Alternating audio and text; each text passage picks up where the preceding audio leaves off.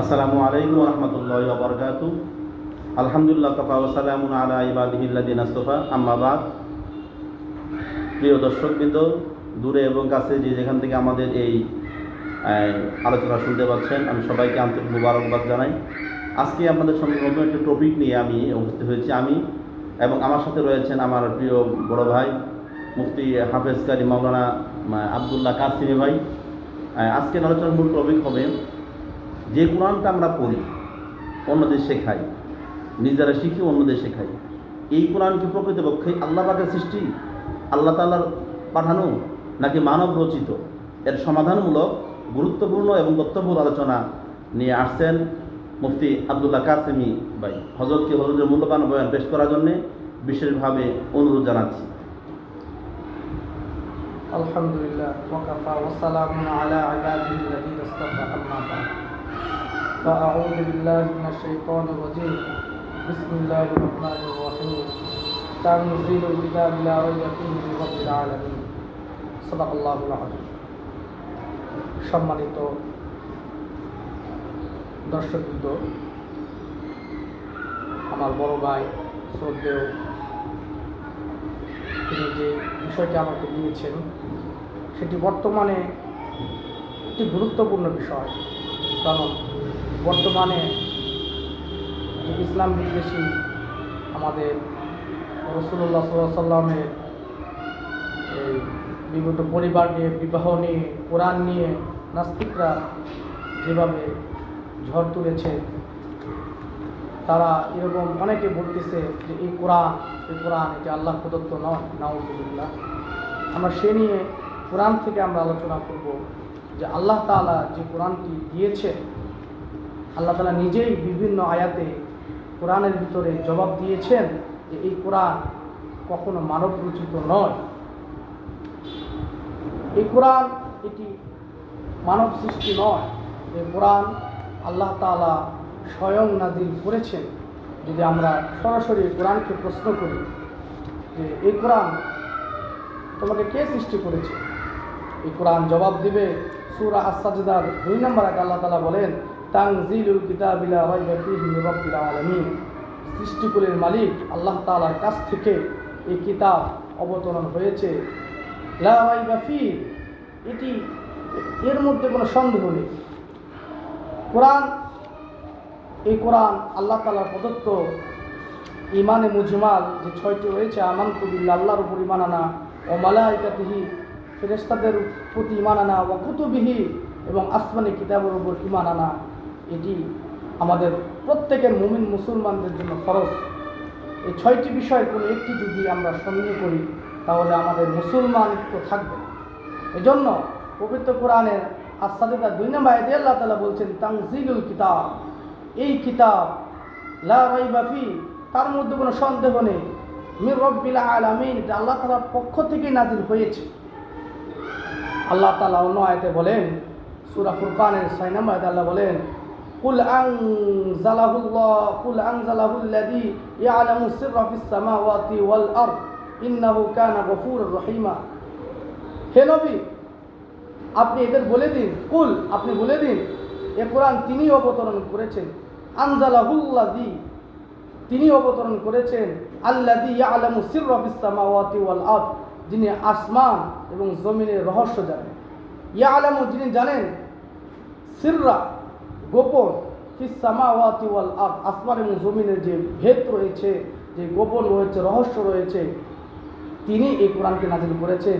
ইন্নাহু কানা গফুরুর রহিমা, তিনি অত্যন্ত ক্ষমাশীল এবং পরম দয়ালু। এই সমস্ত আয়াতের দ্বারাই আমরা বুঝতে পারি এই কোরআন কখনো মানব রচিত নয়। আল্লাহ বলেন, ওয়া ইন্নাহু লাতানজিলু রাব্বিল আলামিন, সূরা শুআরা 182 নম্বর আয়াতে বলেন যে ওয়া ইন্নাহু, নিশ্চয়ই কোরআন, লাতানজিলু, নাজিল হয়েছে, রাব্বিল আলামিন, আল্লাহ তাআলার পক্ষ থেকে। অপর সূরা আন-নামলের 6 নম্বর আয়াতে আল্লাহ তাআলা বলেন, ওয়া ইন্নাহু লাতালাক্কাল কুরআনা মিন লাদুন হাকীমিন আলীম। হে নবী, নিশ্চয় আল্লাহ তাআলার পক্ষ থেকে আপনাকে এই কোরআন দেওয়া হয়েছে। লাতালাক্কাল কুরআন, এই কোরআনকে দেওয়া হয়েছে, এটা মিল্লাদুন হাকিমিন আলিম, অর্থাৎ প্রজ্ঞাময় আল্লাহ তাআলার পক্ষ থেকে আপনাকে দেওয়া হয়েছে। এই আয়াতের দ্বারা আর কোনো আমাদের সন্দেহ থাকে না যে এই কোরআন মানব রচিত, রসুল নিজে বানিয়েছে, নাউজুবিল্লাহ, এরকম বলার কোনো অবকাশ থাকে না। কোরআন কার প্রতি নাজিল হয়েছে, যদি আমরা এই ব্যাপারে কোরআনকে প্রশ্ন করি তাহলে কোরআন নিজেই জবাব দেবে, ওয়া আমানু বিমা নুজিলা আলা মুহাম্মদ ওয়া হুয়াল হাক্কু মির রাব্বিহিম। মুহাম্মদ সাল্লাল্লাহু আলাইহি ওয়াসাল্লামের উপর আল্লাহর পক্ষ থেকে যা কিছু নাজিল হয়েছে তার উপর ঈমান কি করতে হবে? ঈমান এরকমভাবে আনতে হবে। আমরা জানি এই কোরআন আল্লাহ তাআলা মুহাম্মদ সাল্লাল্লাহু আলাইহি ওয়াসাল্লামের উপর নাজিল হয়েছে।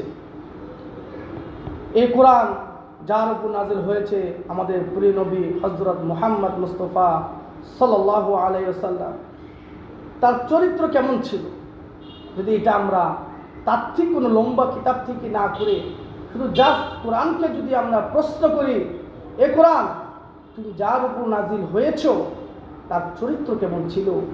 আল্লাহ তাআলা সূরা কালামের 4 নম্বর আয়াত আল্লাহ তাআলা বলেন, ওয়া ইন্নাকা লাআলা খুলুকিন আযীম। নিঃসন্দেহে হে রাসূল, আপনি খুলুকে আযীম, অত্যন্ত ধৈর্যশীল এবং অত্যন্ত আপনি একজন চরিত্রবান ছিলেন। লাকাদ কানা লাকুম ফি রাসূলিল্লাহি উসওয়াতুন হাসানা।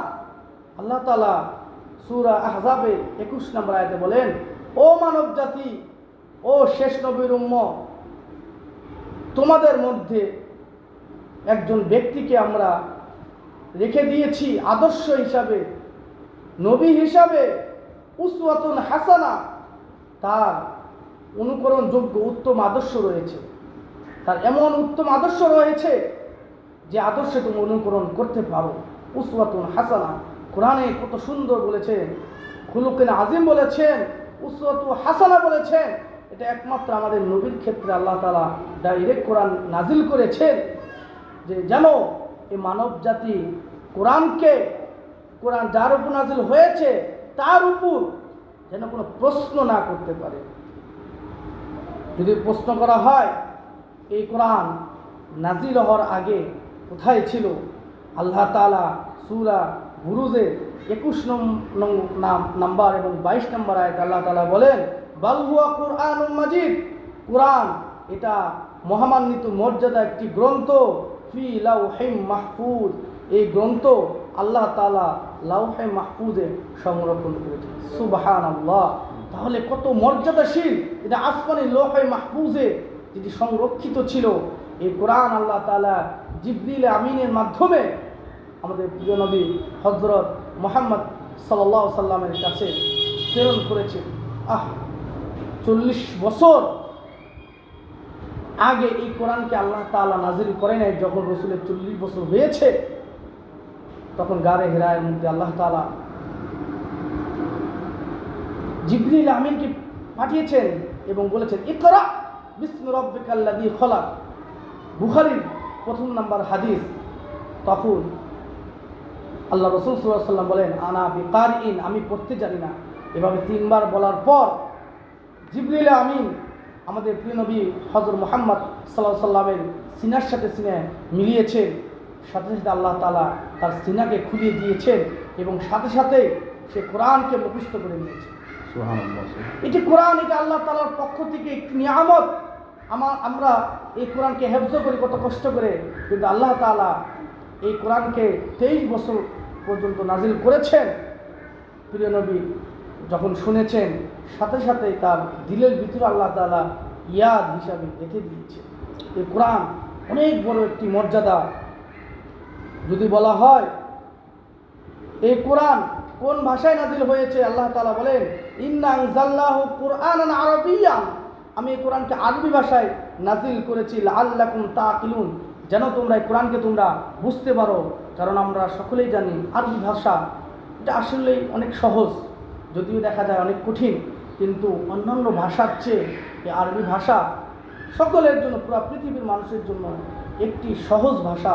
এই জন্য আল্লাহ তাআলা যেহেতু এই মানব জাতিকেই সৃষ্টি করেছেন ইবাদত করে যেন জান্নাত যেতে পারে, আর জিন জাতি তারা ওয়াদা করেছিল যেন আমি এই মানব জাতিকে জাহান্নাম নিতে পারি। এই জন্য এমন একটি আসমানি কিতাবকে এমন একটি ভাষায় আল্লাহ তাআলা নাযিল করেছেন যেন আমরা সকলে যেন এই কোরআনকে বুঝে আমরা যেন সকলে আমরা জাহান্নামের আগুন থেকে বেঁচে জান্নাতে যেতে পারি।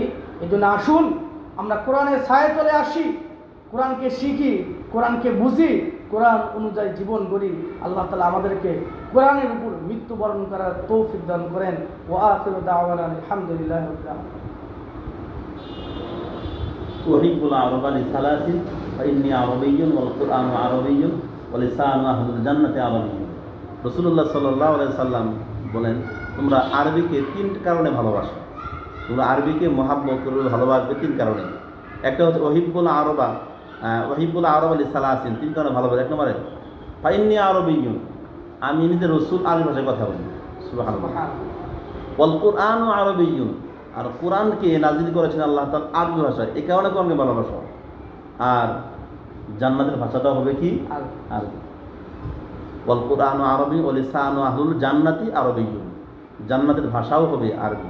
আল্লাহ সুবহানাহু ওয়া তাআলা আমাদের সকলকে কোরআনকে ভালোবাসার তৌফিক দান করুন। অতঃপর কোরআন আমরা আজকের এই হাদিসের মাধ্যমে এই আলোচনার মাঝখান থেকে আমরা বিষয়টা পরিষ্কার বুঝতে পারলাম। কোরআন কোনো মানব রচিত গ্রন্থ নয়। কোরআন হচ্ছে রাসূলুল্লাহ সাল্লাল্লাহু আলাইহি ওয়াসাল্লামের কাছে প্রেরিত একটি কিতাব, যা আল্লাহ সুবহানাহু ওয়া তাআলা পাঠিয়েছেন। আল্লাহ সুবহানাহু ওয়া তাআলা সূরাতুল বাকারার প্রথম দিকে বলেন, যালিকাল কিতাবু লা রাইবা ফি, এটা এমন একটি কিতাব যার মধ্যে কোনো রকম সন্দেহ নেই। আল্লাহ তাআলা আমাদের সকল কবুল করুন, আমিন। এর পরবর্তীতে অন্য একটি টপিক নিয়ে ইনশাআল্লাহ আমরা আসবো। আপনারা লাইক, কমেন্ট এবং আপনাদের সুচিন্তিত মতামত পেশ করে আমাদেরকে উৎসাহ দিয়ে যাবেন। আল্লাহ তাআলা আমাদেরকে আপনাদের সবাইকে কবুল করুন। আসসালামু আলাইকুম ওয়া রাহমাতুল্লাহি ওয়া বারাকাতুহু।